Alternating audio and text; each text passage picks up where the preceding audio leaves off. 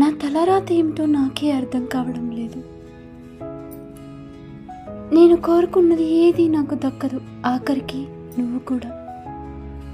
నేను నీకు అవసరం లేదని నాకు తెలుసు, కానీ నా పిచ్చి మనసుకు తెలియదు కదా.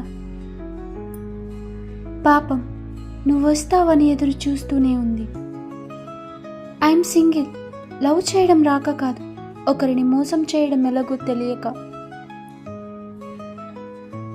నీవు నన్ను అర్థం చేసుకోనందుకు నాకు బాధగా లేదు.